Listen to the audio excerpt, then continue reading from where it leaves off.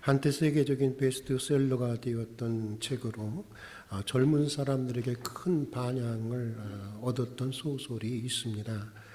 상실을 주제로 한 일본 작가 무라카미 하루키의 노르웨이 숲이라고 하는 소설이 바로 그것입니다. 원제는 노르웨이 숲이고 우리말로는 상실의 시대라고 번역된 책입니다. 이 소설은 이렇게 시작되고 있습니다. 중년을 향하는 주인공 와다나베가 탄 비행기가 함부르크 공항을 막 착륙하려던 순간이었습니다.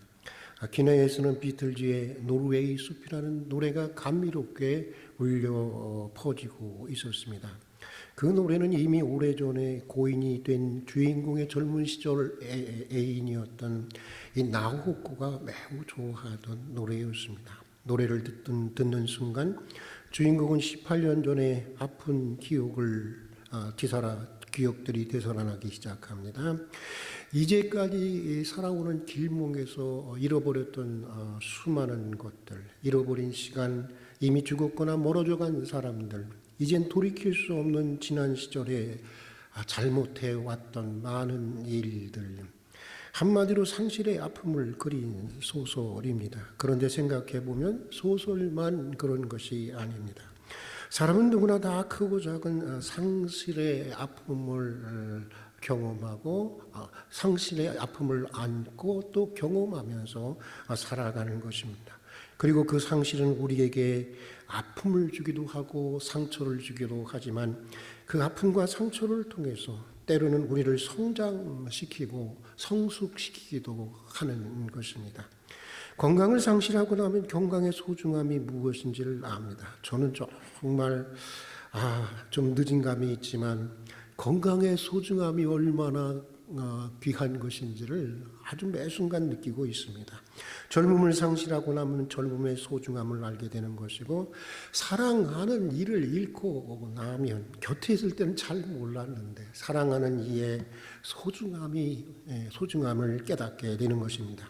상실 속에서 방황하고 또 상실하면서 깨닫고 상실하면서 성장해 가고 성숙해 가는 것, 그것이 인생입니다. 오늘 비유는 인생의 길목에서 누구나가 경험하는 이런 상실을 소재로 하고 있는 본문입니다. 그래서 이 비유는 우리에게 더 익숙하게 다가오는 비유인 것 같기도 합니다. 예수님의 많은 비유의 말씀들이 복음서에 있지만 가장 많이 그림으로 그려졌고 가장 많이 찬송으로 작곡된 비유는 오늘 우리가 읽은 잃은 양의 비유입니다. 동네 이발소나 혹은 떡볶이 집에 가도 우리는 잃었던 양을 어깨에 쫙 메고 아주 흐뭇한 표정으로 돌아오시는 예수님을 그린 그림들을 아주 자주 마주치게 됩니다. 그만큼 널리 알려져 있고 아주 우리에게 친근한 비유의 말씀입니다. 오늘 비유는 잃어버린 것으로부터 시작되고 있습니다. 잃어버린 것으로부터 시작되고 있습니다. 어떤 이유에서인지 비유 속 목자는 참으로 소중한 한 마리의 양을 잃어버렸습니다. 그런데 불행하게도 목자는 얼마 동안 그 양이 없어졌다는 사실을 모른 채 있었습니다. 얼마든지 이해가 되는 상황입니다. 100마리가 되는 이 양들 중에 한 마리가 없어졌다고 해서 티가 나는 것들도 아는 것이고, 이 양 저 양 바쁘게 돌보다 보니까 또 목자가 또 양만 돌봅니까? 이것저것 일이 바쁘다 보니까 한 마리의 양이 없어졌다고 하는 사실을 몰랐던 것입니다. 여러분, 우리도 그렇지 않습니까?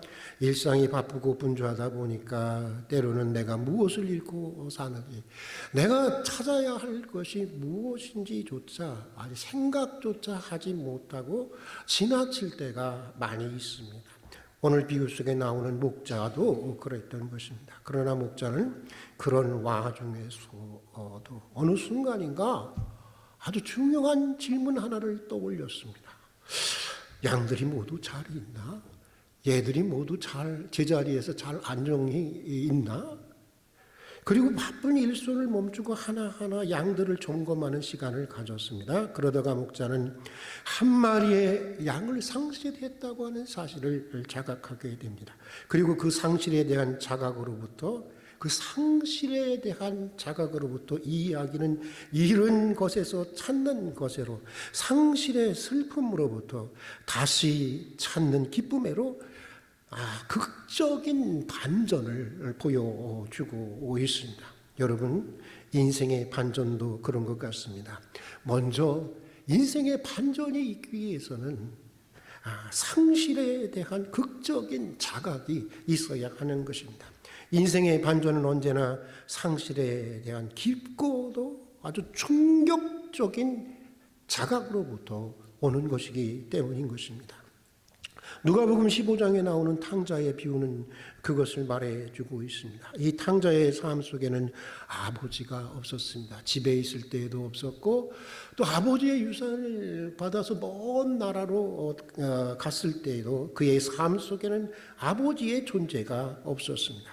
그런데 어느 날 재산과 친구들을 다 잃어버리고 돼지가 먹는 쥐엄남의 열매로 허기진 배를 채우던 그는 불현듯, 이게 중요해요. 인생에서 이게 썼더니 영어로 얘기하면 불현듯 자신이 무엇인가를 아주 소중한 것을 상실한 채 이 살아왔고 살아가고 있다고 하는 진실을 발견하게 됩니다. 그것은 그가 그토록 부인하고 싶었던, 또 부인해 왔던 아버지라고 하는 존재였던 것입니다. 내게도 이런 아버지가 있었는데, 그렇게 사랑이 많고 자상했던 아버지가 있었는데, 탕자는 그때 비로소 자기가 아버지의 사랑을 철저하게 상실하며 살아온 인생이라고 하는 것을 통렬하게 자각하게 됩니다.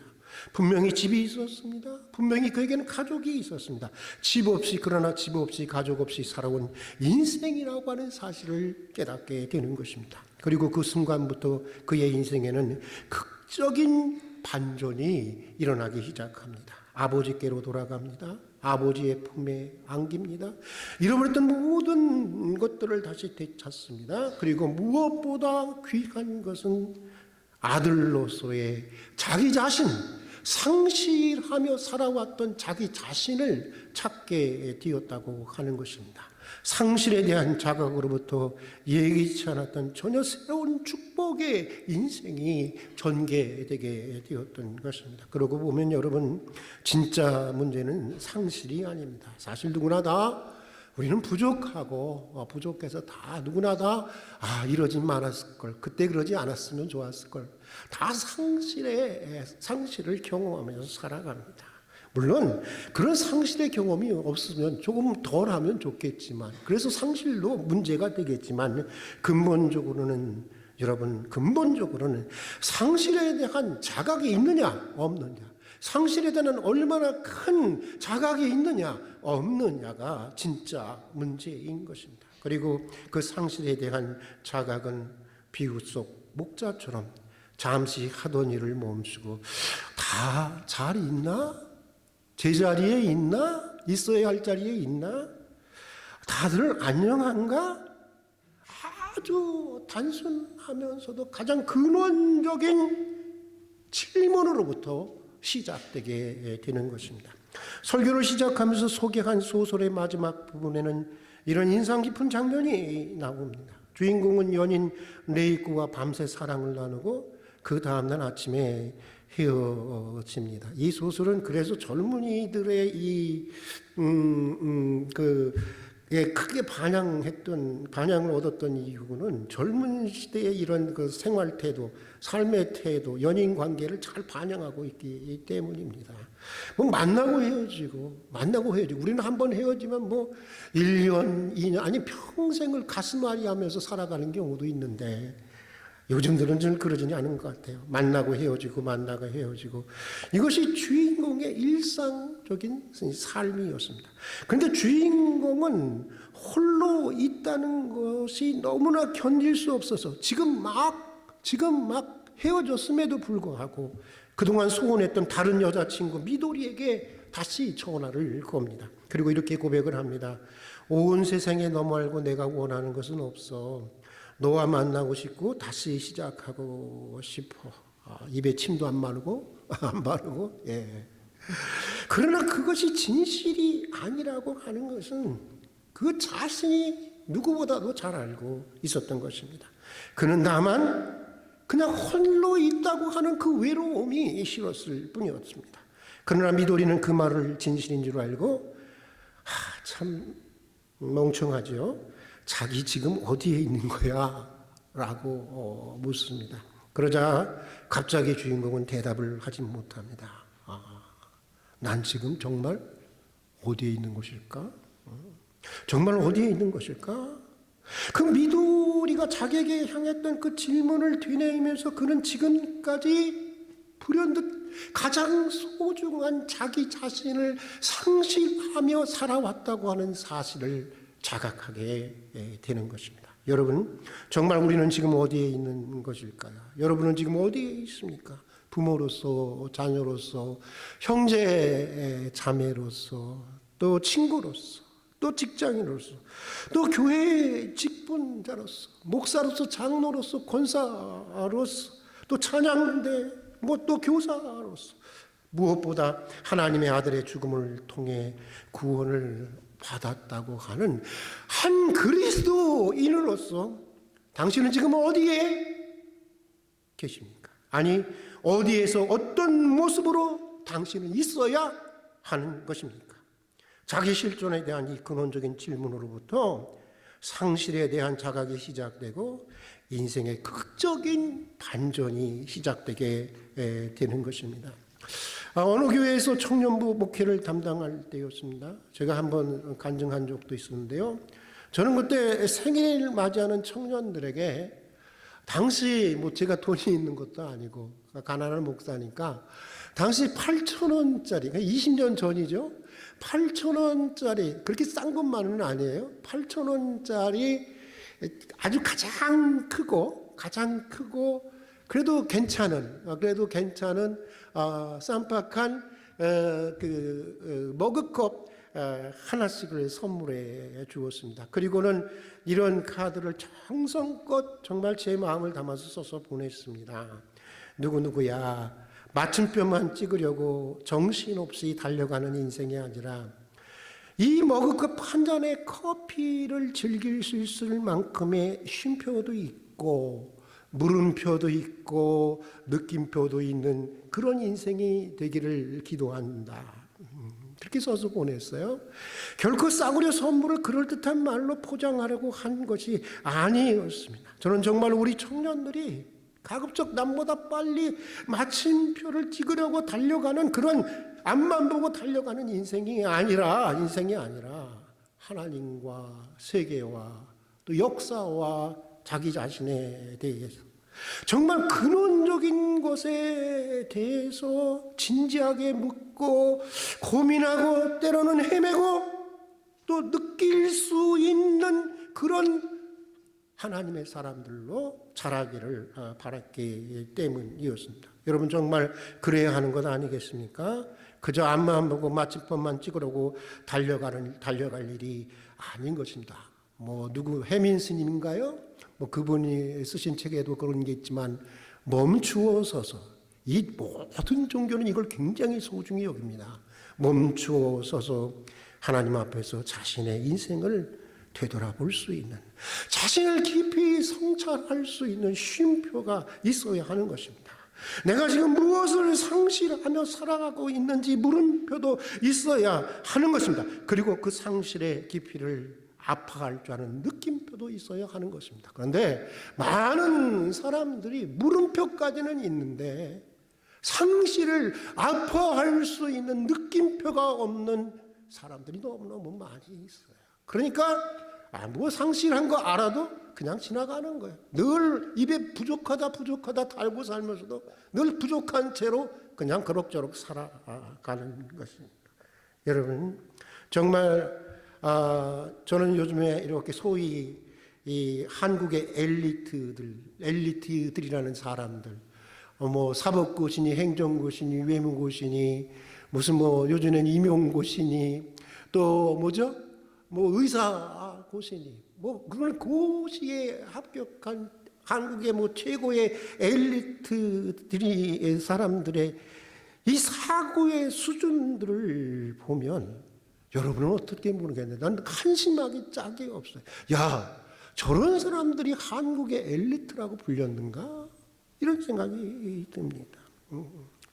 그저 일반적인 사람들의 평균적 상식 수준에도 미치지 못하는 그 모습들을 볼 때마다 너무너무 실망하게 됩니다. 그냥 시험 문제 정답을 찍어주는 기계 수준이나 될까? 그 마치 그 쪽집게 과외처럼? 이게 한국 사회 엘리트들인가? 그런 정말 차괴감이 들기도 합니다. 여러분, 하나님의 말씀의 거울 앞에서 그분의 종말론적인 시간 앞에서 정말 자신의 삶 전체를 내려놓고 내가 어떤 것을 상실하고 살아가는가 그것을 자각하는 시간, 이 시간을 가져야 하는 것입니다. 이게 바로 기도인 것입니다.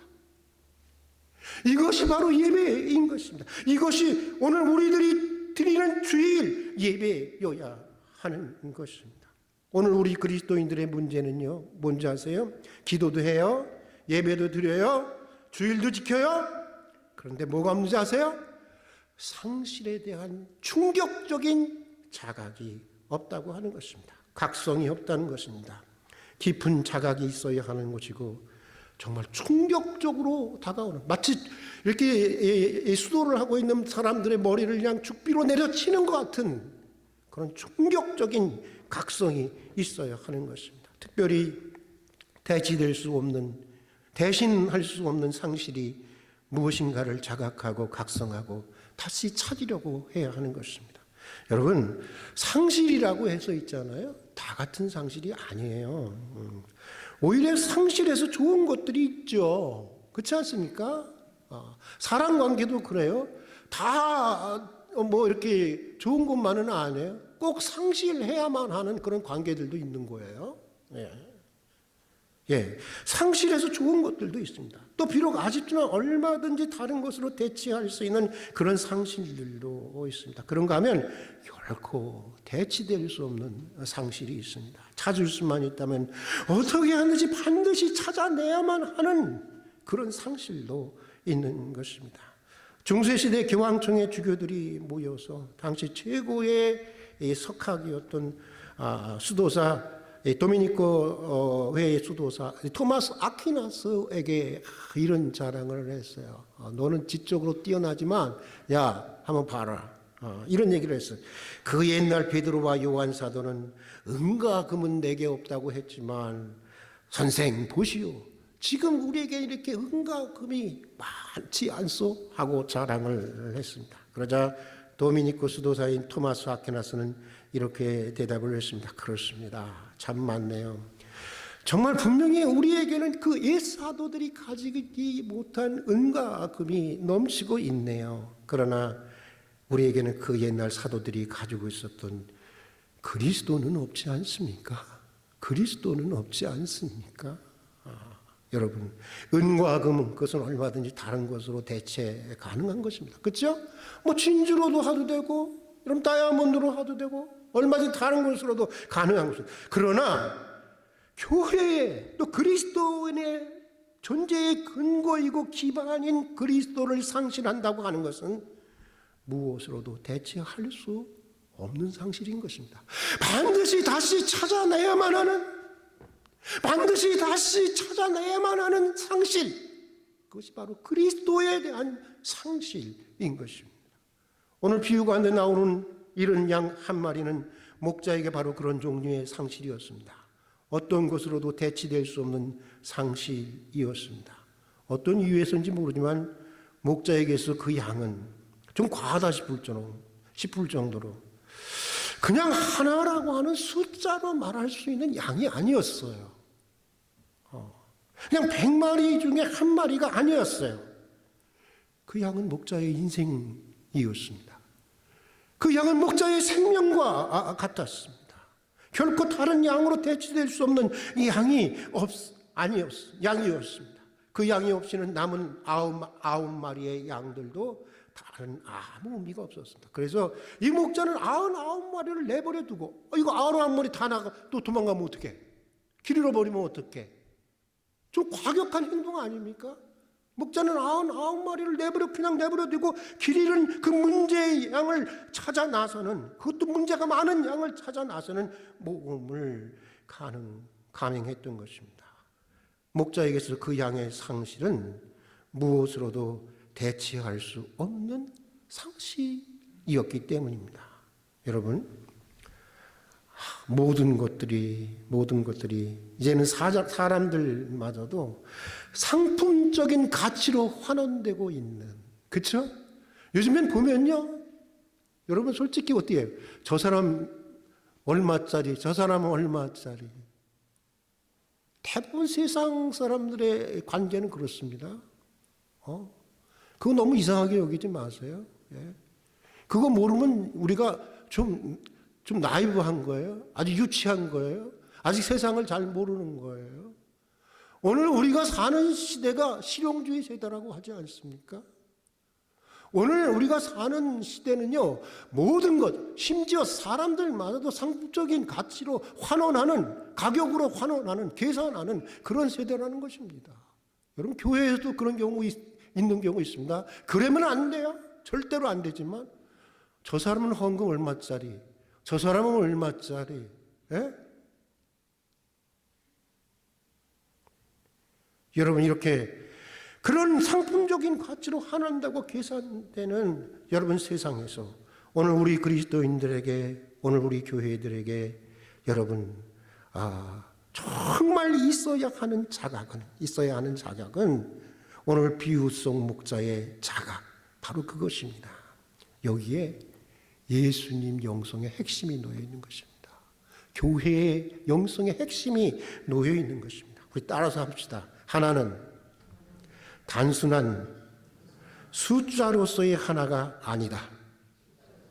이거 하나만 기억합시다. 하나는 단순한 숫자로서의 하나가 아니다. 100마리 중에 한 마리가 아니라는 것입니다.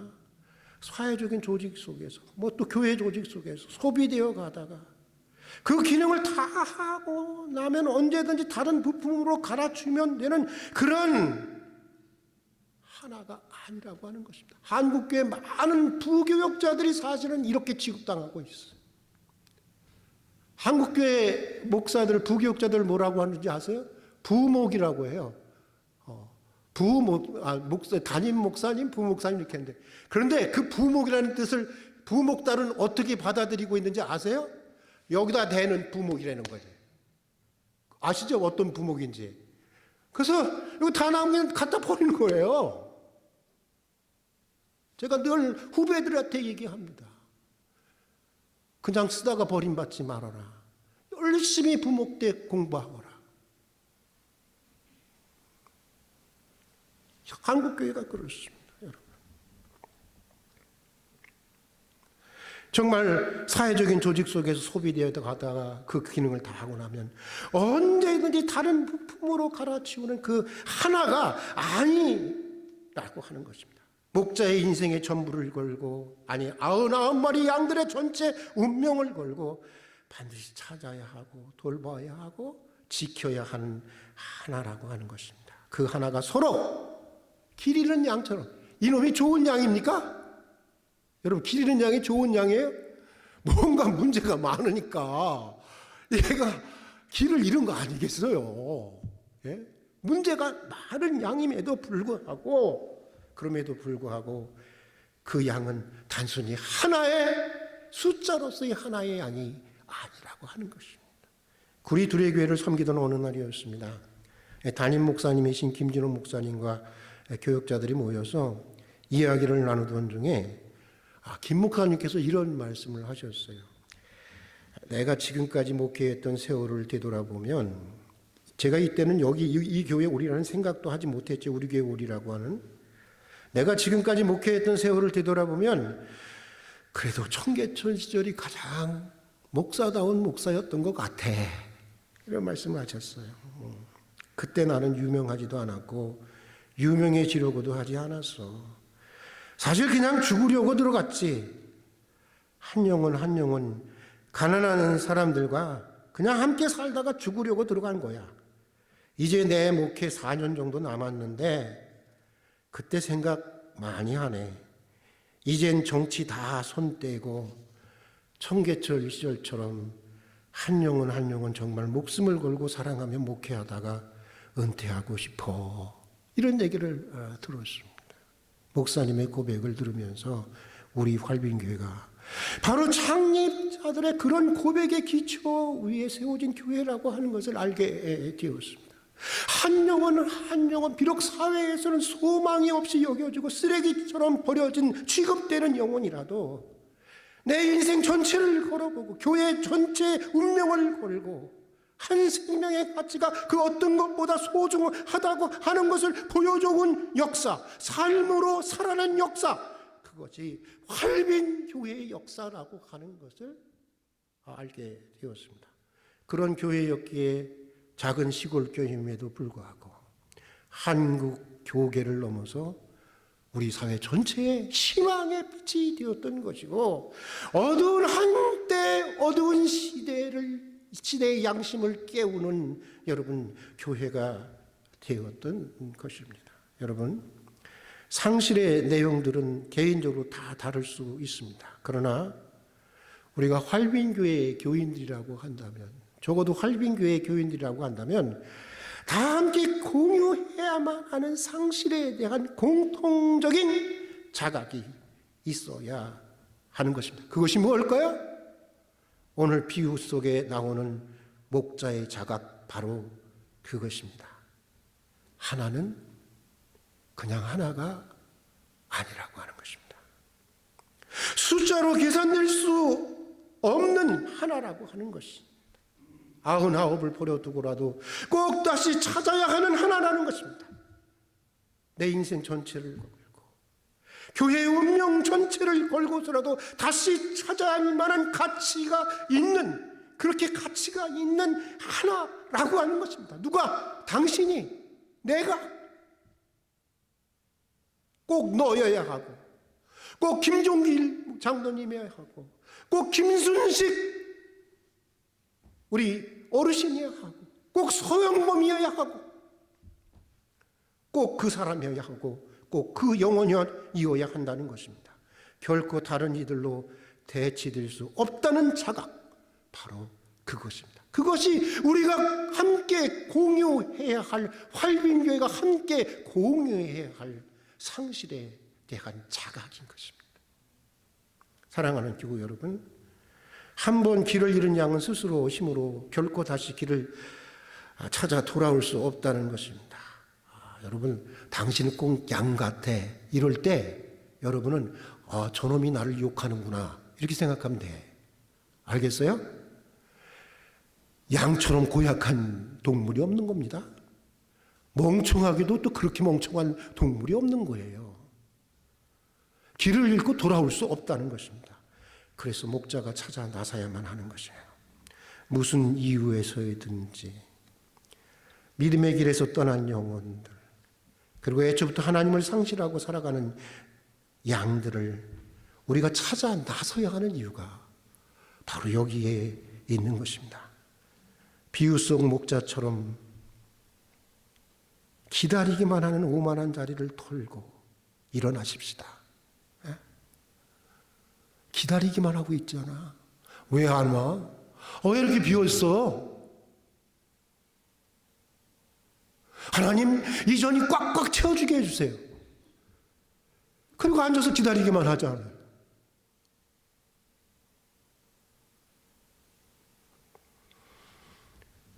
기다리기만 하는 오만한 자리를 털고 일어나 찾아 나섭시다. 그래서 오늘 우리의 자리가, 이 자리가 이런 양을 찾아 잔치를 연 비유 속 자리처럼 상실을 회복하는 그런 축제의 자리가 되게 하십시다. 무엇보다 이번 사순절 기간이 잃은 양들을 다시 찾아 나서는 그런 기간이 될 수 있기를 바랍니다. 아멘 하셔야죠. 이럴 때는요. 아멘 좀 크게 한번 해보세요. 아멘. 더 크게 한번 해봅시다.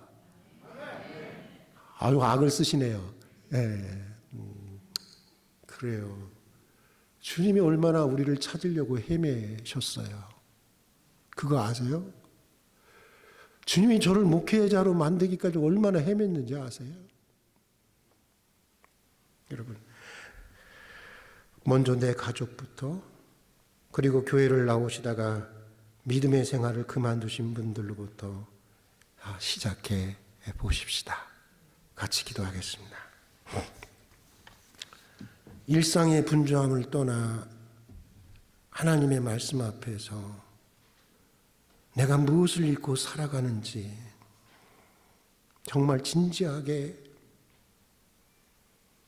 묻고 고민하는, 그리고 느낄 수 있는 하나님의 사람이 되게 해 주시옵소서.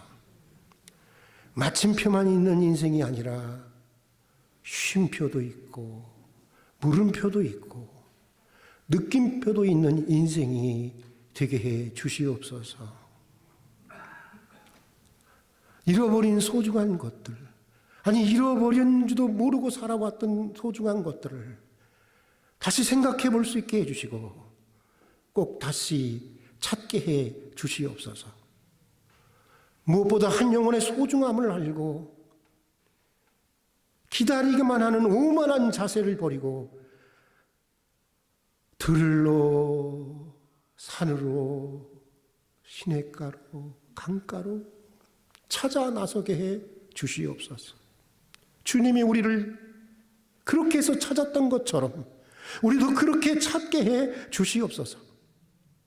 이런 양을 찾아 잔치를 연 비웃석자리처럼 상실을 회복하는 우리의 자리가 그런 축제의 자리, 기쁨의 자리가 꼭 되게 해 주시옵소서. 예수님 이름으로 기도드립니다.